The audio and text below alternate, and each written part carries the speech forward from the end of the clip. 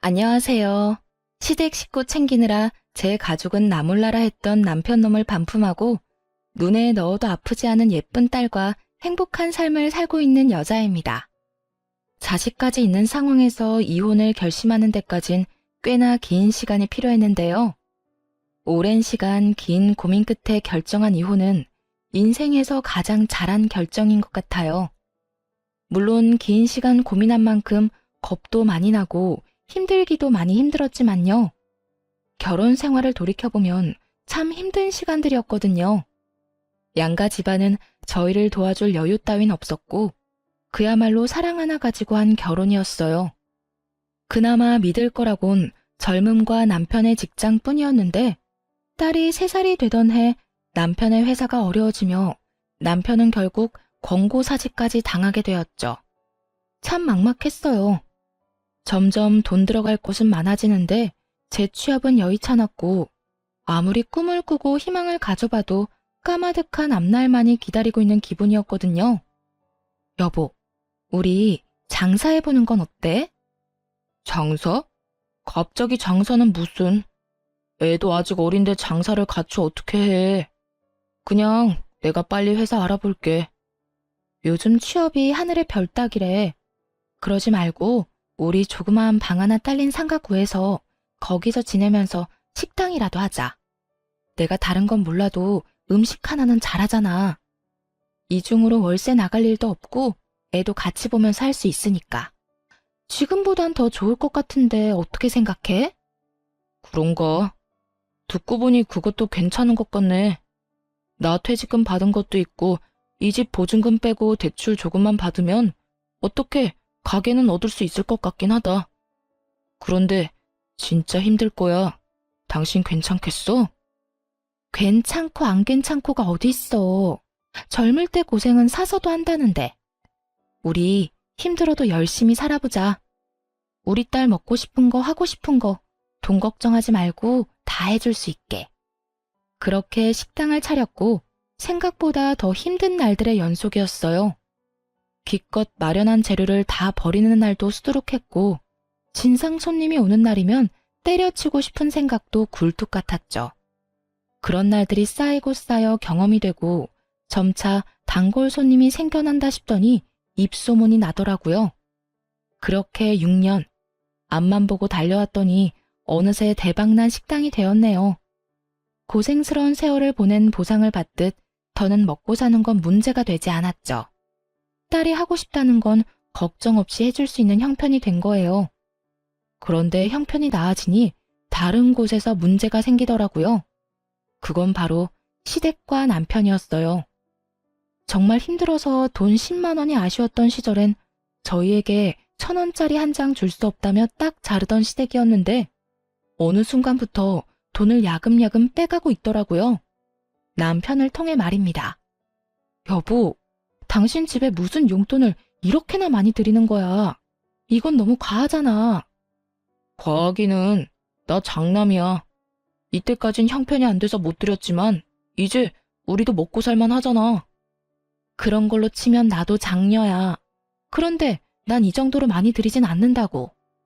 이때껏 못한 건 죄송하지만 용돈은 형편껏 해드려야 할 거 아니야.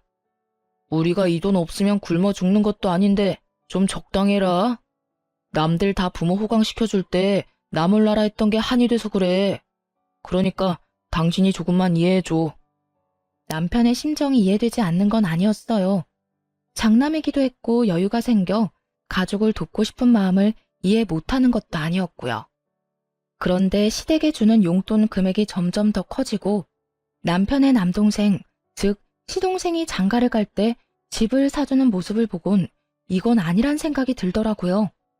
언제까지 장사가 잘 되리라는 보장도 없는데 미래는 생각지도 않고 버는 족족 써버리니까요.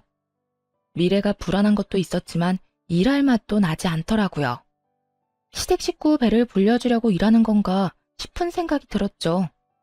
여보, 이번에 서방님 집 해준 거 우리도 무리였던 건 당신도 잘 알고 있지? 무리는 무슨.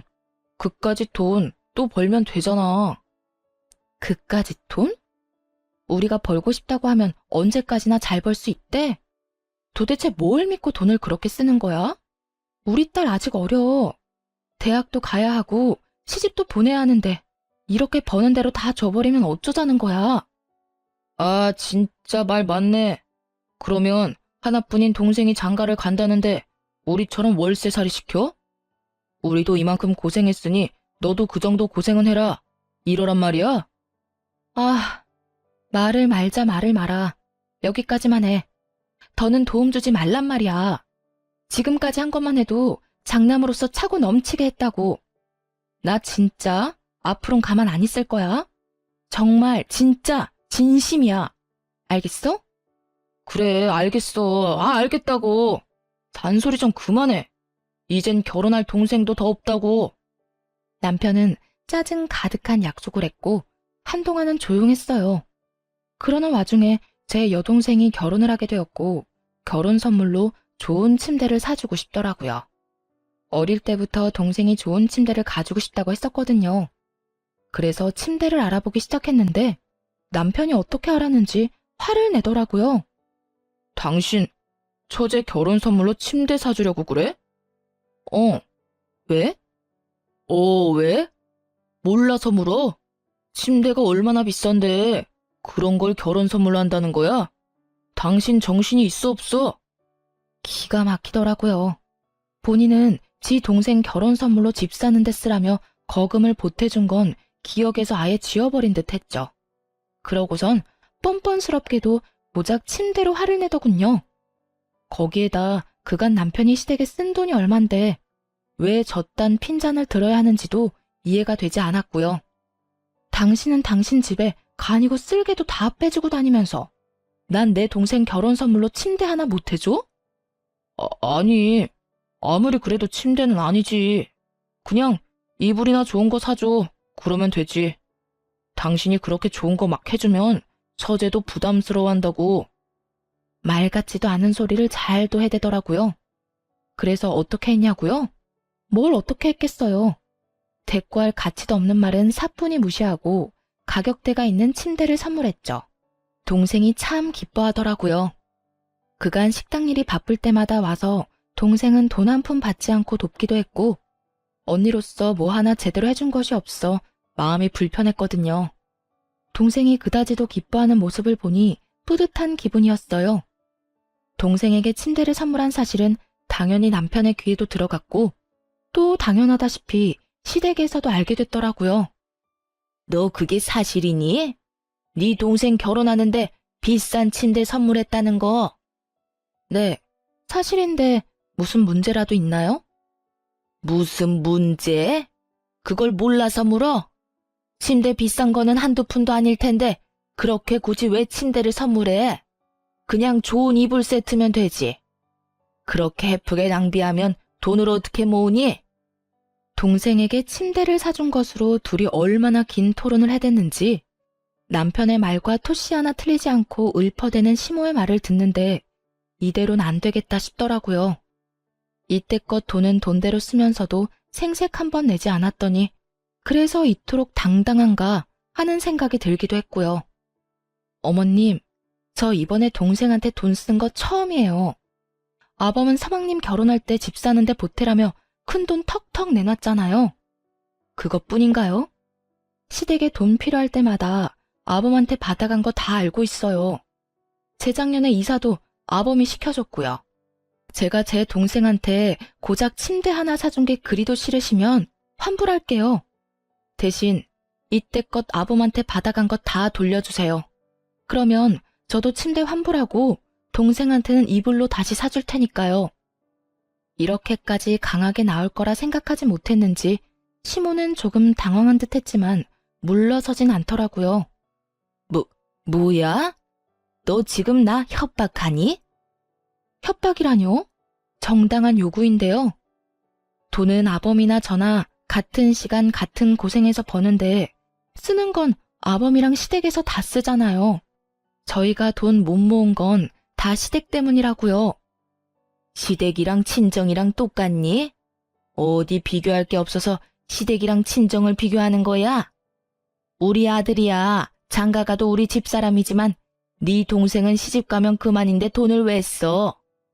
요즘 세상이 어떤 세상인데 그런 말씀을 하세요?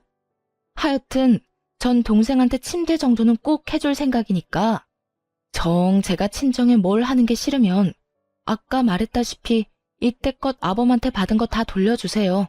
그러면 침대도 환불하고 친정에 돈도 안 쓸게요. 너 진짜 이딴 식으로 나올 거야? 네, 저 이제 이딴 식으로 굴려고요. 그러니까 더는 제가 번 돈으로 뭘 하든 상관하지 마세요. 앞으로 저 몰래 아범한테 큰돈 받아내는 것도 그만하시고요. 시모는 아무 말도 연락도 없더라고요. 남편 역시 시모를 통해 전해 들은 것인지 한동안은 제 비위를 잘 맞추려고 노력하는 게 눈에 보였어요. 여전히 시댁으로 용돈은 주고 있었지만 더는 큰돈이 가는 일은 없더라고요. 그렇게 한동안은 조용했는데 동서가 출산을 하며 다시 일이 터졌네요.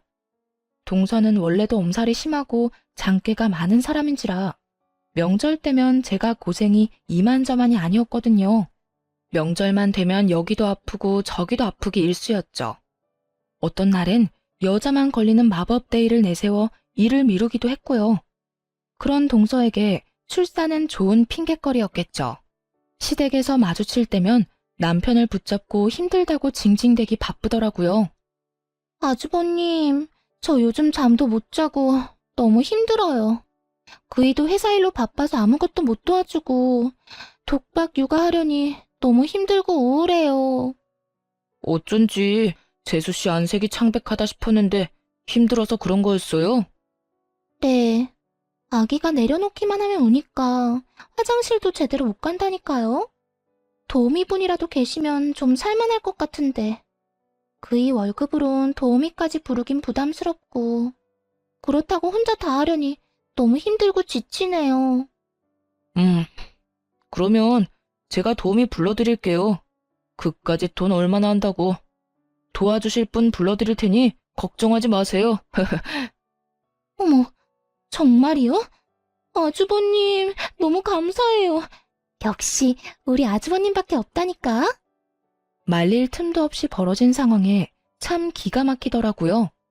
그렇다고 서방님이 능력이 안 돼서 도우미를 못 부르는 형편도 아니었죠. 심지어 육아휴직을 내고 아기를 같이 돌보고 있다는 걸 아는데도 거짓말을 살살 해대더라고요. 더 열받았던 건 전 육아를 하다 손목이 움직이지 않는 상황에도 돈이 아까워 사람도 부르지 못하고 혼자 육아를 했었거든요. 그걸 떠올리자 더욱 화가 치솟았죠.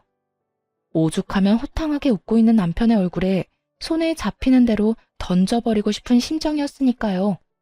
그렇게 저만 빼고 화기애애한 시댁 모임이 끝나고 집으로 돌아오자마자 남편과 크게 다퉜어요. 여보, 진짜 미쳤어?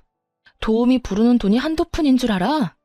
하루만 불러주는 것도 아니고 적어도 일주일에서 2주일은 불러야 할 텐데 나하고 상의 한마디 없이 그렇게 말하면 어떻게 해? 아, 진짜 적당히 좀 해라. 같은 여자로서 재수씨가 불쌍하지도 않아? 그러는 나는 당신은 내가 불쌍하지도 않아? 나도 온몸에 파스로 도배를 했어. 일하느라 안 아픈 데가 없다고. 이런 나는 본 척도 안 하면서 재수씨가 힘든 꼴은 그렇게 보기가 힘들디? 그래서 나한테 상의도 안 하고 그런 큰 결정을 덜컥 한 거냐고. 가게 일은 당신 혼자 다 해? 나도 해. 가게에서 나온 수익금 중엔 내 몫도 있다고. 내 돈으로 내가 가족을 위해서 좀 쓰겠다는데 이렇게까지 사람을 몰아세워야 속이 편해? 이렇게까지 몰아세우게 만든 사람이 누군데? 어떻게 당신은 당신 집 일이라면 앞뒤 없이 지갑이 바로 열려? 그리고 뭐? 당신 돈? 정확히 해야지. 그건 당신 돈이 아니라 우리 돈이야, 우리 돈. 아, 진짜? 그러면 이러지 말고 우리 수익 분배를 확실하게 하자. 정확히 반반 나눠서 어디에 얼마를 쓰든지 간에 서로 간섭하지 말자고. 좋아, 그렇게 해. 나도 버는 사람 따로 쓰는 사람 따로 있는 이 생활 불만 많았다고. 당신 집에 온 재산 다 털리고 후회나 하지 마. 지금이야 돈 있으니까 당신한테 최고라고 해주고 당신 치켜 세워주지. 당신한테 돈 떨어지는 순간 다 끝이야. 당신 식구들이 당신 도와주기나 할 것 같아? 우리 가족이 돈만 밝히는 당신 같은 줄 알아? 그리고 내가 왜 돈이 떨어져? 지금처럼 장사만 열심히 하면 돈 떨어질 일이 뭐가 있다고. 군말하지 말고 이제부터 딱 절반으로 나눠. 알겠어? 정말 목 끝까지 차오르던 말이었는데 남편이 먼저 해주는 것도 모자라 저리도 강하게 요구하니 고맙기까지 하더라고요. 다음 날부터 돈 관리를 따로 하기 시작했고 살림에 드는 돈도 정확히 반반씩 내서 생활비로 쓰기로 했죠. 이미 시댁에는 이런 일이 다 소문이 났는지 미운 털이 단단히 박힌 상태라 온갖 트집을 잡으며 저를 귀찮게 했지만 괜찮았어요. 돈으로 엮이지 않으니 확실히 스트레스가 줄었거든요. 트집 잡는 거야 반박하거나 말로 돌려주면 되니 그렇게까지 힘들지 않았고요. 하나마나한 공격인 거죠. 그렇게 각자 생활하며 나름 평온한 나날을 보냈어요. 눈에 넣어도 아프지 않은 딸이 무럭무럭 자라는 게 인생의 낙이었죠. 그런데 어느 날 밤 딸이 이상하더라고요. 왜인지 기운이 없어 보인다 싶더니 금세 온몸에 열이 오르기 시작했어요. 해열제를 먹여봤지만 열이 떨어지는 건 잠시뿐이었고 더는 지체하면 안 될 것 같은 상황이었어요. 긴박한 순간이 되자 그래도 아이의 아빠인 남편밖에 생각나는 사람이 없더군요. 그래서 늦은 시간까지 들어오지 않고 있던 남편에게 전화를 걸었어요. 왜? 여보, 어떡해? 애가 열이 펄펄 끓어. 약을 먹여. 집에 약 있잖아. 먹였는데도 열이 안 떨어져. 어딘데? 병원에 가게 빨리 좀 와. 나 지금 못 가. 승철이랑 재수씨랑 오랜만에 데이트 좀 하라고 방금 내보냈단 말이야. 내가 지금 가면 애는 누가 봐? 다른 사람도 아닌 딸이 아프다는데 조카를 봐야 하니 못 온다고 태연하게 말하는 남편의 말을 듣는데 기가 막혀 말이 안 나오더라고요. 그렇게 말문이 막혀 아무 말도 하지 않고 있는데 그 뒤로 이어진 남편의 말은 더욱더 가관이었습니다. 그리고 애가 아프면 119를 불러야지 왜 나한테 전화를 해? 심각한 거면 119 불러서 병원에 가고 좀 참을 만하다고 생각되면 택시 불러서 응급실을 가. 그러면 되잖아. 하여튼 난 바쁘니까 알아서 좀 해. 지금 그걸 말이라고 해? 애가 아파서 애 아빠한테 전화한 게 잘못이야? 아니, 당신 애가 아프다는데 이것보다 더 중요한 일이 세상에 어디 있어? 당신 진짜 애 아빠가 맞긴 해? 내가 틀린 말 했어? 애가 아프면 병원에 가야지. 애 아빠가 간다고 애가 괜찮아져? 별것도 아닌 걸로 사람 귀찮게 좀 하지 마. 별것도 아닌 거? 당신 진짜 그렇게 생각하는 거야? 됐어. 또 시댁 일에 눈 뒤집혀서 정작 지 가족은 눈에도 안 보이는 거겠지. 또 무슨 말을 그렇게 해. 당신도 잘 알 거 아니야. 육아한다고 두 사람 제대로 된 데이트도 못하는 거. 오랜만에 데이트 좀 하라고 내보냈는데 이제 와서 내 애 아프다고 들어오라는 말을 어떻게 해? 하여튼 난 바쁘니까 알아서 해. 딸이 아프다는데 동생네가 데이트를 해야 하니 조카를 봐줘야 해서 정작 지 애한테는 못 온다는 남편. 너무 황당한 말을 들으니 순간적으로 머리가 멍해지더라고요. 이놈이 정말 미쳤나 싶어서 말이죠. 남편은 바쁘다며 전화를 끊어버렸고 결국 전 119를 불러 딸을 데리고 병원으로 갔어요. 다행히 고열은 잡혔지만 화는 서서히 끓어오르기 시작하더군요. 이딴 인간도 남편이라고 계속 믿고 사는 것이 맞는가 하는 생각이 들기도 했고 시간이 지나도 남편이 변할 거란 생각은 들지 않았어요. 이혼한다면 아빠 없이 자랄 딸이 마음에 걸리긴 했지만 이런 아빠라면 굳이 필요하지도 않을 듯 했고요. 무엇보다 딸에게 도움은커녕 상처만 될 것 같기도 했죠. 그렇게 이혼 쪽으로 마음이 기울어진 상태에서 집으로 돌아갔고 집에는 조카를 보느라 많이 지친 남편이 침대에 누워있더라고요. 그 꼴을 보기 싫어 눈을 감고 싶었는데 다음 순간 나온 남편의 말은 정말 온 정이 떨어졌네요. 왔어? 뭐래? 괜찮다지? 적당히 웃음이 섞인 질문.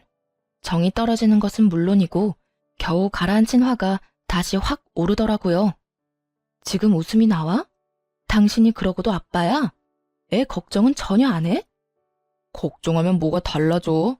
그리고 괜찮으니까 집에도 온 거 아니야. 피곤하면 잠을 자. 괜히 나한테 짜증내지 말고 말이야. 내가 지금 피곤해서 당신한테 짜증내는 줄 알아?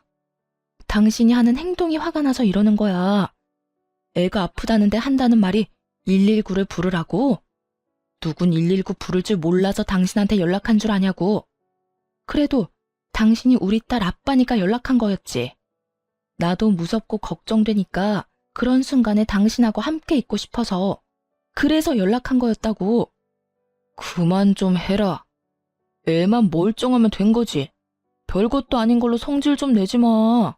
우리 딸한텐 당신이 있었고 그때 조카한테 나뿐이었으니까 어쩔 수 없는 상황이었잖아.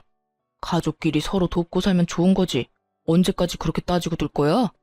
입에 발린 말이라도 미안하다. 나도 어쩔 수 없는 상황이었다. 다음부턴 우리 가족을 우선으로 하겠다 등의 말이 나올 줄 알았어요. 조금이라도 미안해하는 기색이었다면 그토록 화가 나진 않았을 텐데요.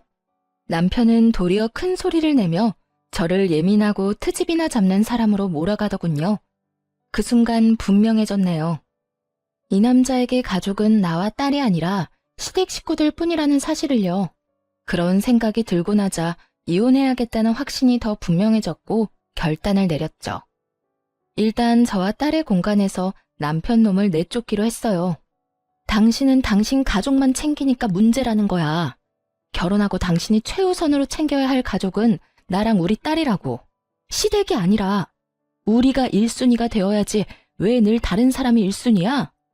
난 우리를 2순위로 여기는 가정은 필요 없으니까 계속 그런 식으로 다른 사람부터 챙기려거든. 거기 가서 살아.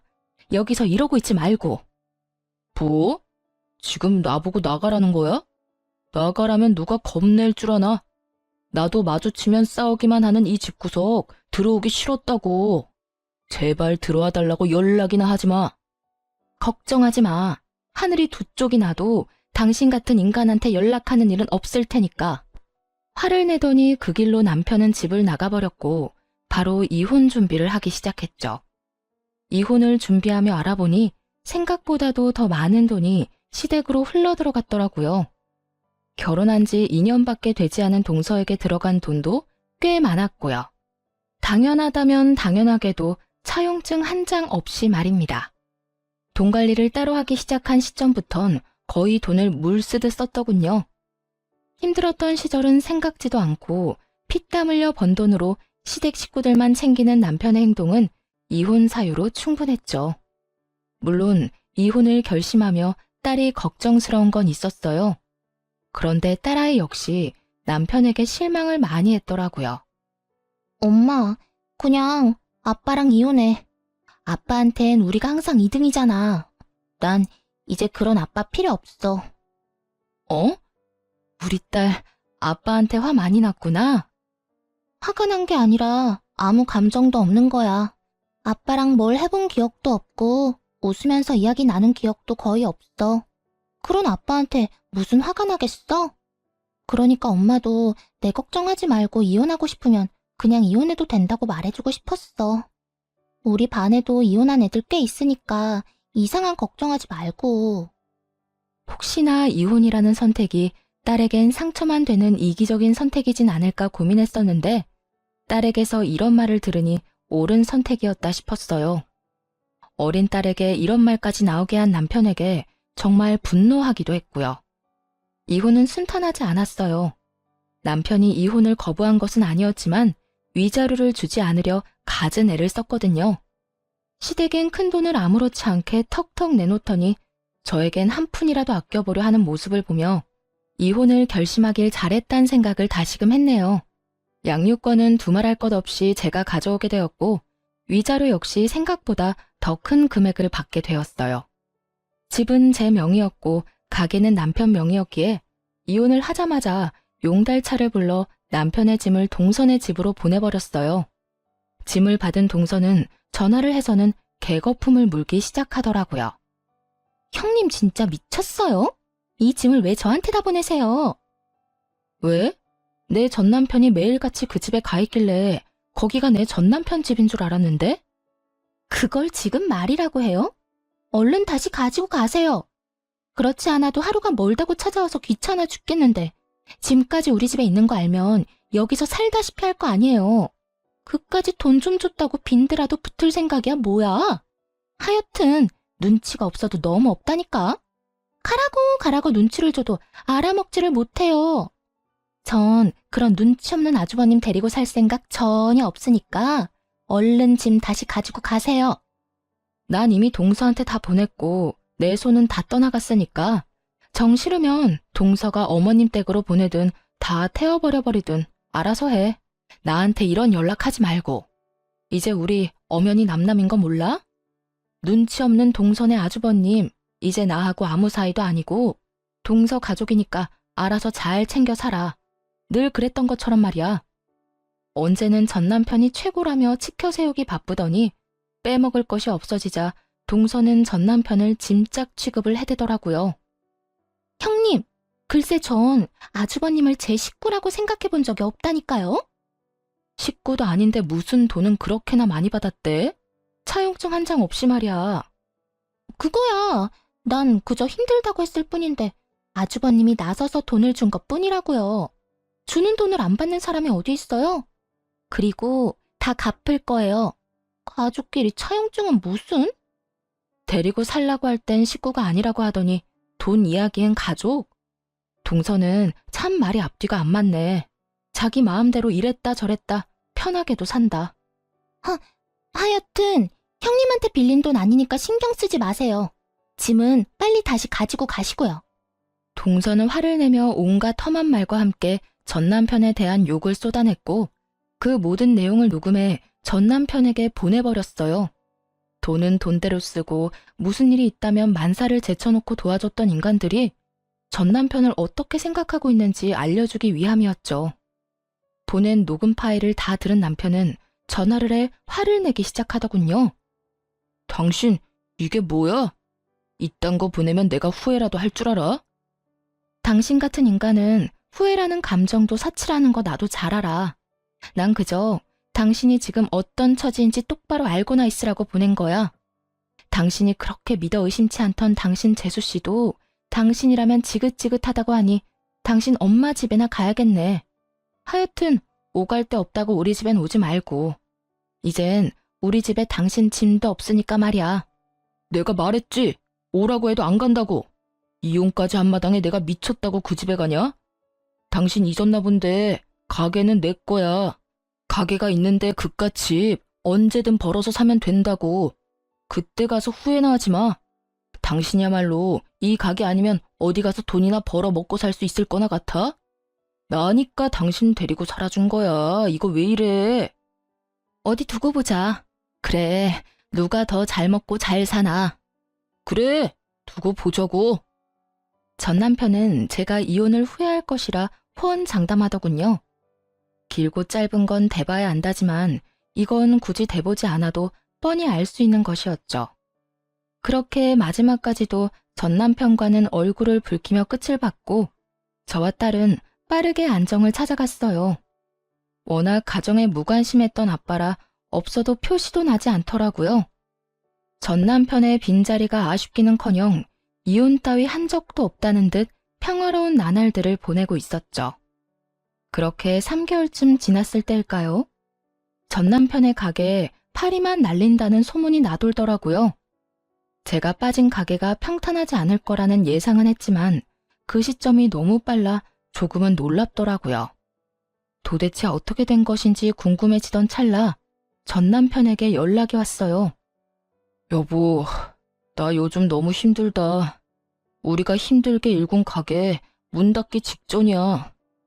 그래, 망해간다는 소문이 여기까지 들리더라. 말아먹을 건 알고 있었지만 3개월은 너무 빠르지 않아? 어떻게 6년 동안 일군 가게를 3개월 만에 말아먹을 수가 있어?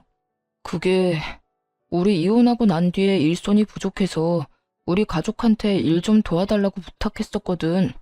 그런데 아무도 안 도와주는 거야. 엄마는 온몸이 아프다고 그러더니 쇼핑이나 다니고 동생이랑 재수씨는 아기 핑계대고 여행 다니더라.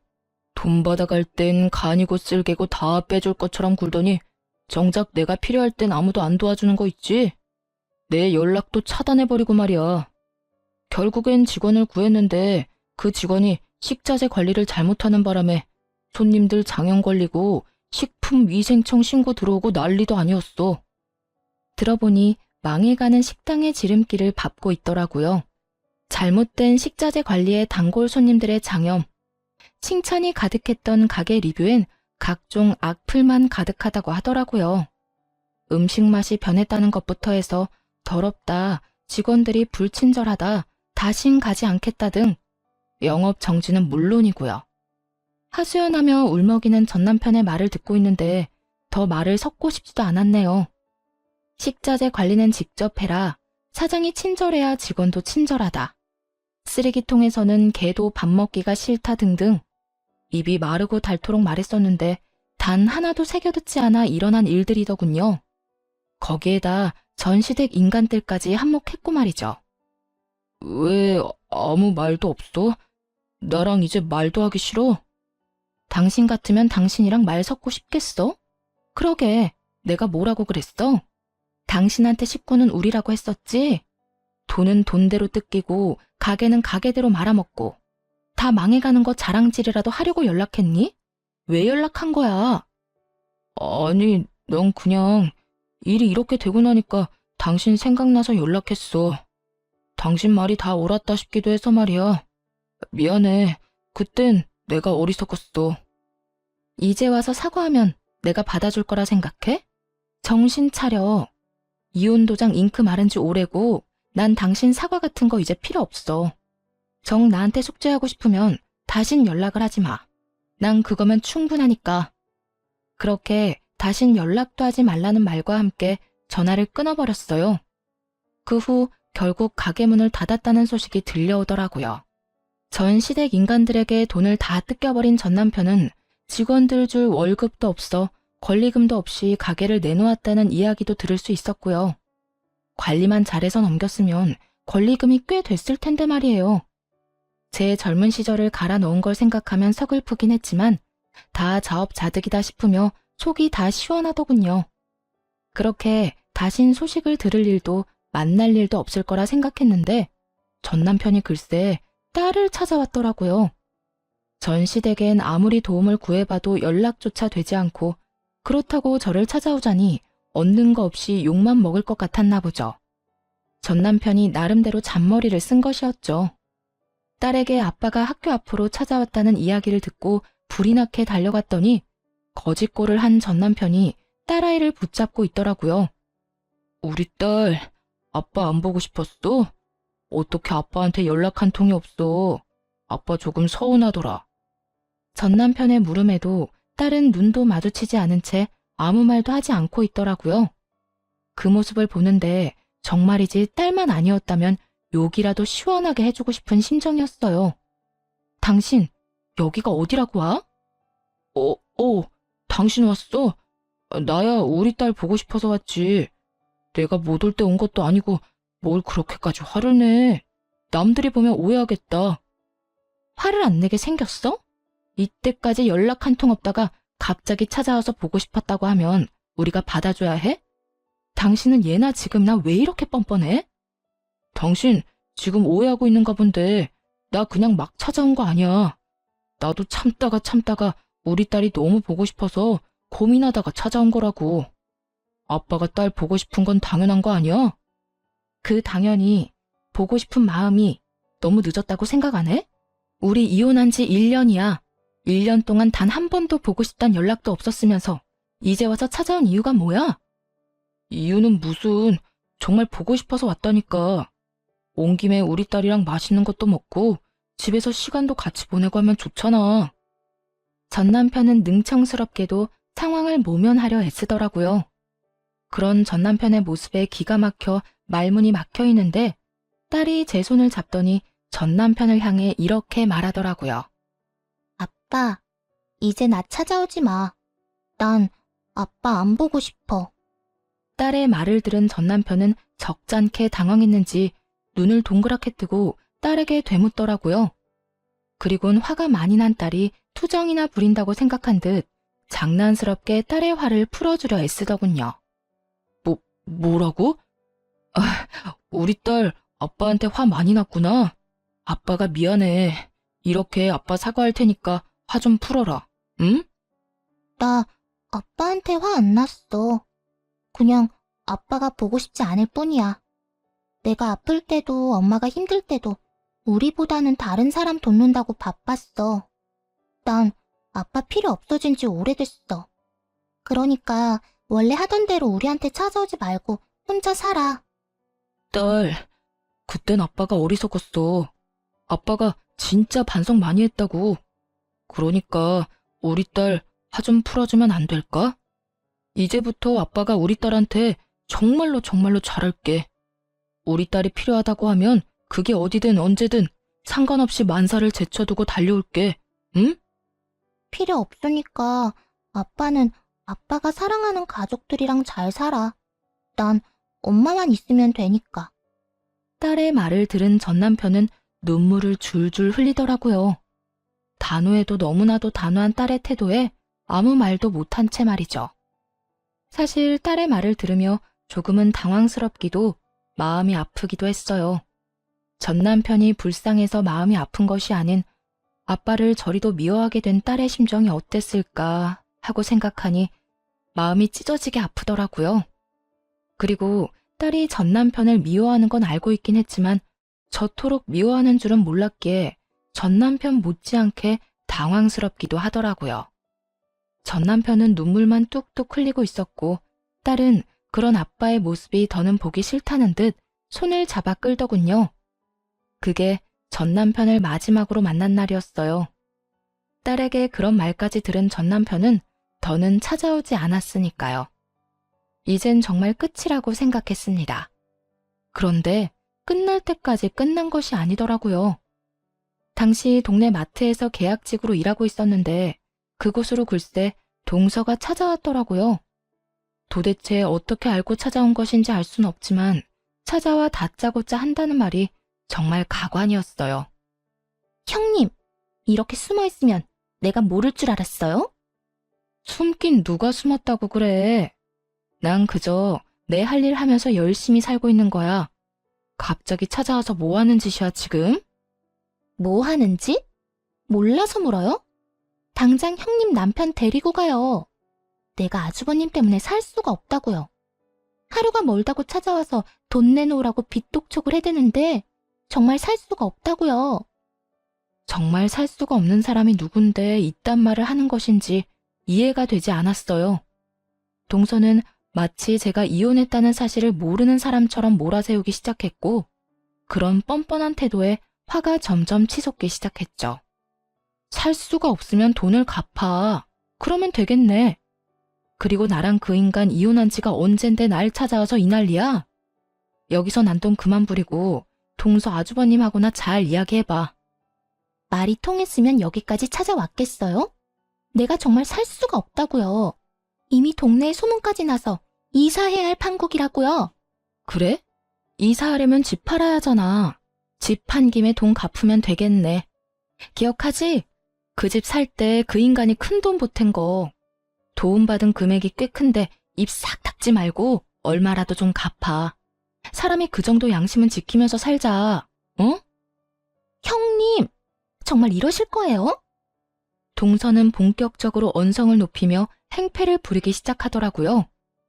여기 귀 먹은 사람 없어. 소리 못 낮춰? 남의 직장까지 찾아와서 이게 도대체 뭐 하는 짓거리야? 그러니까 이 꼴 저 꼴 보기 싫으면 아주버님 데리고 가면 되잖아요. 저라고 좋아서 이러는 줄 알아요? 저도 바쁜 사람이라고요. 동서는 전 남편을 데리고 가라며 말 그대로 난동을 부리기 시작했어요. 말 자체가 통하지 않았고 어떻게 해야 할지 몰라 당황하고 있던 그 순간 마트 사장님이 다가와 제 앞을 막고 섰어요. 저기요, 여기서 이러시면 안 됩니다. 당장 나가주세요. 갑작스러운 사장님의 등장에 동서는 몸까지 바르르 떨며 사장님을 밀치며 화를 내기 시작하더군요. 이 아저씨는 또 뭐야? 난 아저씨랑 할 이야기 없거든요. 당장 비켜요. 아, 비키라고. 자꾸 이런 식으로 굴면 경찰에 신고할 수밖에 없어요. CCTV도 있고 이 정도면 영업 방해로 신고하기에 충분하거든요. 경찰서까지 끌려가기 싫으면 당장 나가세요. 사장님은 휴대전화를 꺼내들며 동서에게 엄포를 놓았고 동서는 그제야 허겁지겁 도망을 가더라고요. 한바탕 소란이 지나가고 난 후 정신이 되돌아오니 도저히 당하고만 있을 수는 없다는 생각이 들더라고요.